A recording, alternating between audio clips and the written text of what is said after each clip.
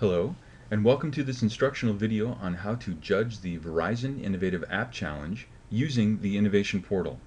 In this video, we will be demonstrating three main components. The first is how to create your own free Innovation Portal account so that you can access the competition and portfolios assigned to you at any time from any computer with internet access. Next, we'll show you how to use your new account to access the portfolios that will be assigned to you. And finally, how to verify and review a score that you have awarded a given entry, and then submit that score back to the competition administrator, all through your Innovation Portal account. So let's take a look at that first component. To create your own Innovation Portal account, you'll need to access the Innovation Portal homepage. That can be found at innovationportal.org, or you can Google Innovation Portal and get there that way as well. When you get to the Innovation Portal homepage, you'll need to click the Register Now button to access the registration process. But it's worthy of note, once you've gone through the registration process and verified your email account or your account through your email, each time you want to access your account, you need to come back to the Innovation Portal homepage, but this time you'll use the Sign In button and simply enter a username and password. Let's look at the registration process. When we click Register Now, it takes us to the registration form, and the first thing that it will ask for is a username and a valid email address. So we'll create a username that we'll need to remember, and a valid email address, and then some profile information. First name, last name, an organization that you were with, the city that the organization is in, state, and the zip code there. And finally, the last two pull-down menus that are required are just a best fit scenario. Whatever describes you best. If you're a professional, a professor, K-12 teacher, simply enter the best fit. And finally, where it says class or project, most likely if you're coming to this as a judge, you'll want to choose that you are a project mentor or reviewer. The last thing in the registration process is simply to agree to the use of terms, which state generally that the information that you enter in the Innovation Portal is yours as a user and will not be shared outside of the Innovation Portal. So once you accept and create the new account, you will be given a message that says an email confirmation has been sent to the address that you listed up here, and that you'll need to accept through that email address. Let's show you what that looks like.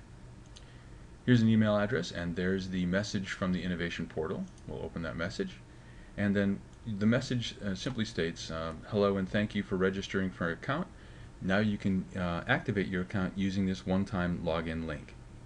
When you click this link, it brings you back to the Innovation Portal, and it says you'll need to set a new password. This is where you can create your password. You can, once this password is set, you can change that password at any time. And if you forget your password, there is a forgot password function as well. So here's the email address that this has been assigned to. This is an email address that you'll need to send back to the competition administrator as well once you've checked to see that you can indeed access the account. So we'll create a password here and confirm that password, and then once you have created and confirmed the password, you click Save, and then it will log that into the Innovation Portal account, and that's all that there is to creating a new Innovation Portal account. Once you enter and verify a password and then click Save, the system takes you directly into your account, and takes you right to the dashboard, which is the default page for the account, and from this page later on we'll access the portfolios assigned to you. You can also tell that you're logged in because in the upper right hand corner it displays the first name that you entered in the registration process. Before we look at the portfolios, we'll want to send the email address that we used to create this account to our competition administrator. Let's do something first though. Let's log out and then just check to see if indeed the username and password were successful. So we'll type in our username and password, and then we'll just log into the account and tell it to remember our password, and indeed we know the account works.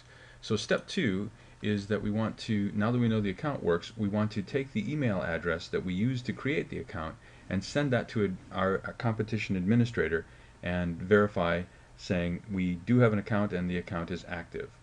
They'll need to use your email account to connect your account to the competition itself.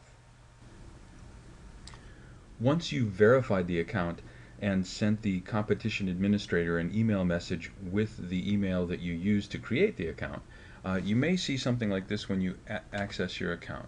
You'll see something draw your attention to pending invites. Currently, you haven't been invited to any competitions yet. You'll see something show up here once the administrator adds your email to the competition judges list.